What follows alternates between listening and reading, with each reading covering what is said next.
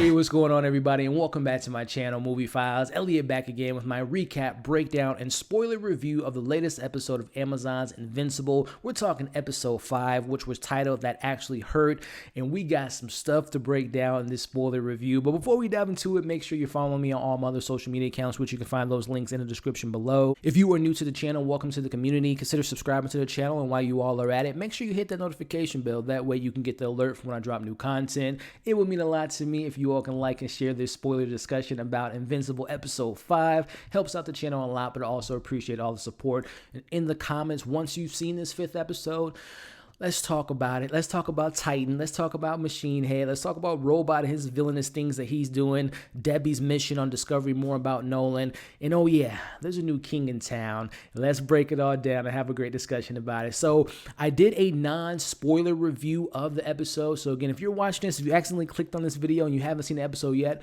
go check out my non-spoiler review, watch the episode, enjoy yourself, come back and join the conversation. But if you've seen this latest episode of Invincible, you are in the right place. We're going to break it all down. We're going to recap it, and we're going to talk about that ending. So let's start things off with the recap as the episode opens up with a pretty awesome action set piece. And then I love how it opens with an action set piece and we end with the penthouse set piece, which was incredible. I can't wait to break that down. But get introduced to Titan. We see him taking out, I believe, Mr. Lose Man, and he's a badass. He's taking these guys out left and right, crushing heads, throwing.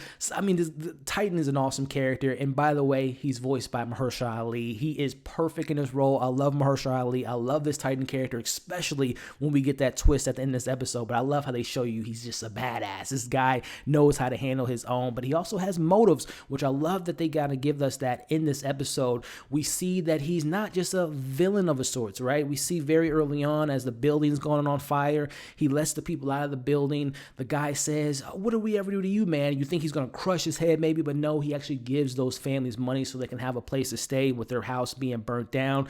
He has compassion for people. We cut to seeing Titan meeting the new crime lord, Machine Head, voiced by Jeffrey Donovan, who I loved, the little auto tone whenever he was talking. Such a great villain. Hope we get more of him, even though he was captured at the end, but we'll get to that a little bit later.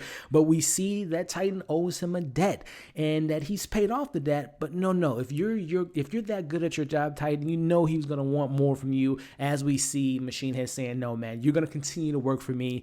But Titan has his own plans and his own thing to get into this new crown and be the new crime lord of the city. We cut back into Mark and we see him again. This episode did such a great job, and this show has done such a great job of balancing Mark's life. And I mentioned in my non-spoiler review, and I mentioned it last week, it gives me Peter Parker vibes. I mean, even more so that Amber reminds me of Mary Jane, and we have Amber that could be a Gwen Stacy. I'm loving all the Spider-Man isms. Again, I'm not comparing it like entirely to Spider-Man, but I love seeing Mark with his job situation. He quits his job, he's just so confident in himself. He's having issues with his GPA in school, which, by the way, I love that the principal, Mr. Winslow, was voiced by an incredible actor, Mr. Winslow in Family Matters. I love that moment. But we see him juggling all that stuff. The personal life is not working right now.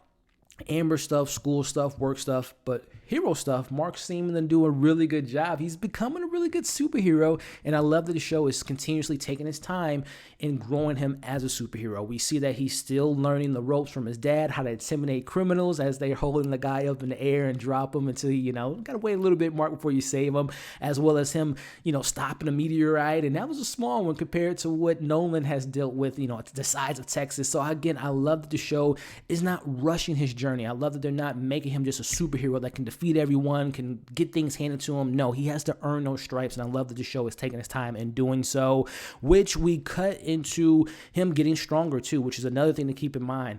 He's getting stronger, but he has this kind of rage inside of him that Nolan shares as well, which we'll talk about Debbie and her missions in this episode. We go into, again, his personal life. It's now been 3 months that him and Amber have been dating, but again, his personal life isn't working so well because Amber's getting fed up about him turning up late to dates.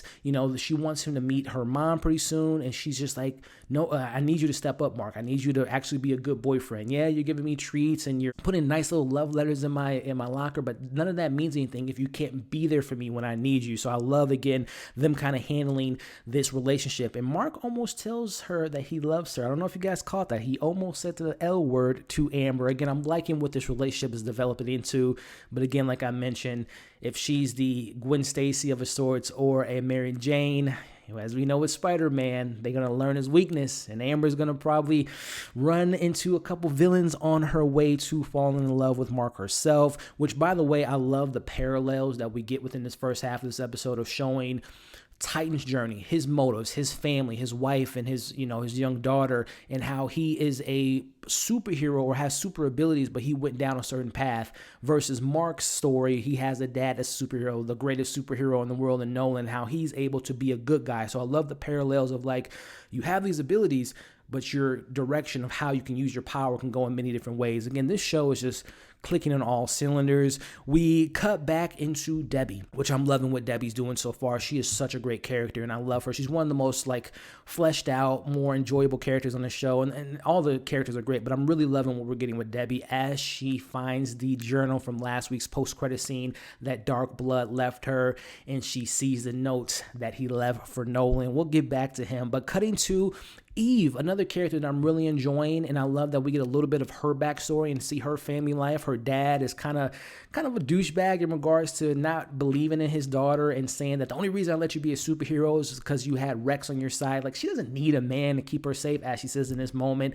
And seeing that dynamic that Eve goes through, again, the superhero struggle. She has her struggle being a teenager, going to school, being a superhero, being a part of a team, but seeing her kind of push back from her mom and dad, and seeing her leave her family for a brief moment. I assume that she'll probably come back home eventually, but she has the moment where she says, you know what, I not only want to leave this family, but I might want to leave the superhero gig on the side. So that's an interesting story to keep in mind. I'm just loving what we're getting with all the layers, all the character development. The backstory of these characters is so well rich and so well put together, and the writing in the show is really well done. Going back to my main man, Mahershala Ali as Titan, as he wants Invincible to help him take down this crime lord. And this was my favorite element of this episode.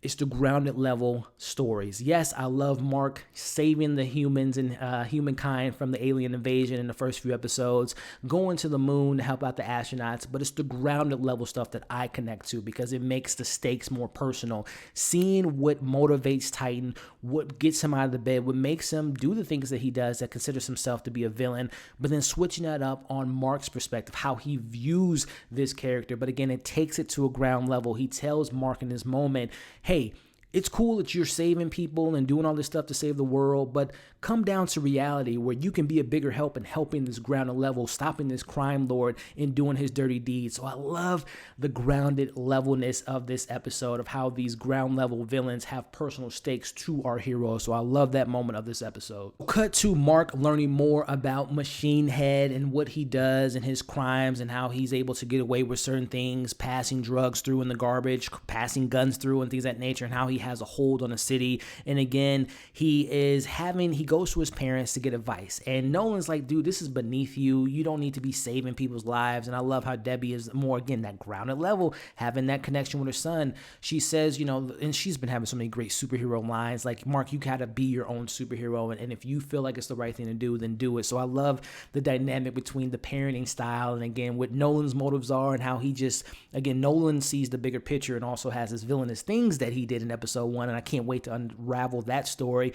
But then he comes back to reality, having that human level connection with his mom. So again, the level of writing and the characters are absolutely fantastic. As we catch up with the Guardians of the Globe, and they're still struggling to becoming a team, getting on the same page, how to save people. Yeah, you saved this person, but what about you throwing that bus over there? So I'm loving the dynamic that we're getting with them. And we see Robot, he has his target on Monster Girl in regards to taking samples of her blood, which we'll talk about Monster Girl getting her ass whooped later in this episode. Cut to Mark agreeing to help Titan take down Machine Head, but he has an important night. He has an important date with Amber that after this episode, we'll see what their relationship is looking like. Cut to a scene that we get with the Mauler twins. Say Mauler twin getting his twin to come back or come into life, to come into the equation as Robot pays him a visit. And we see that Robot has an agenda. Obviously, we know that he let the Mauler twins out of their prison cell. He's gotten a sample from Rex. Now he wants to be able to use the Mauler twins, their growth tissue, and he promises to make it worth their while. Going back to Debbie, she sends, again, I love Debbie. She sends Nolan on this grocery shopping task to go to Rome to get some groceries, giving her about 20 minutes to scoop around and look through his things. She comes across his suit, which is covered in the blood, but by the time he gets home, she can't obviously discover it, but she's gonna, go to Cecil, maybe summon Dark Blood to look at whose blood is on that suit. Again, Debbie and her discovering what Nolan is capable of will be a incredible payoff. I just know it when that scene hits.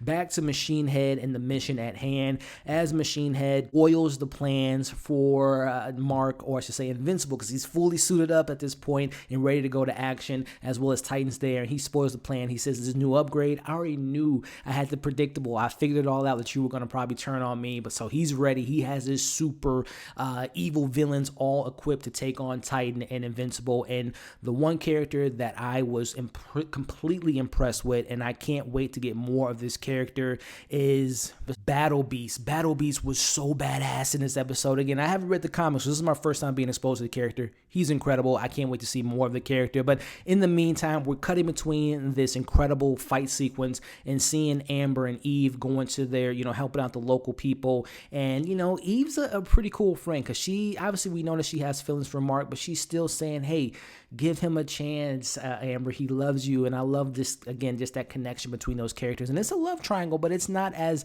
traditional in the sense of like Eve can easily, make her way towards Mark. But she's a really cool character, and I love what Eve is doing. But let's go back to the fight, because that's the big part of this episode. And by the way, I don't know if you guys saw, but Nolan was observing this whole fight. He could have stopped his son getting his ass beat, but he doesn't, because he wants his son to learn the hard way, as we see. But going into this fight, guys, this was just incredible. Seeing Invincible taking on these characters, these super villains and Battle Beasts, and seeing Titan doing his thing, but they get their ass kicked, right? They get their ass handed to them. I mean, literally to the point that Mark almost died in this fight sequence, but before he's almost on his last breath, we see the Guardians of the Globe come in. They're handling their thing for a little bit, but no, Battle Beast is too good of a villain, as well as the other villains that are there. We see Monster Girl get her head bashed in. We see Black Samson get his ass beat. We see my man Mark literally get crushed to the ground on his last breath. So again, that fight was brutal. As I mentioned in my spoiler-free review, that fight was just as brutal as the first episode, but obviously just incredible action moments, seeing those superheroes all in that one room. Really great moment, but they end up having their life spared because we see the Guardians of the Globe take out the majority of the supervillains except for Battle Beast. He's like, you know what, this is beneath me. I don't even want to take this victory, and he leaves out. Again, I can't wait to get more of that character. We see the Global Defense Agency come in, they do their thing, they capture Machine Head. We see Cecil take out his chip, but we also see them take a sample of Mark's blood, which we'll talk about here in a bit. But again, the Guardians of the Globe, Mark Invincible gets his ass beat, and we see Titan say, hey, I'm sorry, kid. I had to do what I have to do. I got to take care of my own, which we'll talk about that twist in a little bit. But again, that action set piece at the penthouse was incredible in my opinion. But as we wrap up the episode, we see there's a new boss in town. And by the way, actually, before I get to that, we see Amber kind of sees that there's something going on because Eve has to leave. But let's get to that ending here, that twist ending. We see that there's a new boss in town. There's a new king, a new crime lord, and that crime lord is Titan. He has a suit. He brings his family in. I love that twist. Again, that's a very villainous thing to do, but we got to remember his motives. He cares about his family, so he's willing to backstab our hero in order to make sure that his family is safe by taking out the crime lord, and now he is the crime lord of the city. I love that moment. Can't wait to get more of Mahershala Ali. But we get our last kind of post-credit scene of sorts. We end with the Global Defense Agency. They have Mark's blood. They're testing his blood, and I think they're testing his blood not to obviously take out Mark, but they want to use that blood to learn more about Nolan and his vulnerabilities and see how they can take Nolan down once they discover that he was responsible for the death of the original Guardians of the Globe. What an episode. Great character moments. Continuing the superhero journey with Mark and not making things easy for him, juggling life and being a superhero. The great stuff, character stuff that we get with Debbie and discovering more about Nolan, what he's capable of, learning more about Eve and her home life.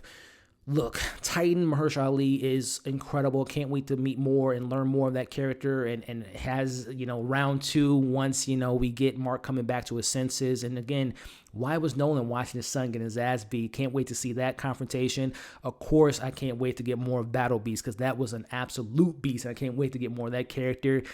I'm loving this show, ladies and gentlemen. It's so incredible. I love the writing. I love the journey that we're on. I love the comedy, the jokes, the brutality, the action. It's clicking on all cylinders. This is such an underrated show, and I love it. But let me know your thoughts on this episode, your favorite moments. Again, if you've read the comics, don't spoil what's to come, but let me know your thoughts on this episode. And if you're like me, haven't read the comics, let's talk about your predictions and your theories for the weeks ahead. As always, make sure to like the video, share the video, leave your thoughts in the comments, subscribe to the channel if you haven't already, and hit the bell. That way you don't miss any other content. Hope you all enjoyed this review. Hope you're staying safe.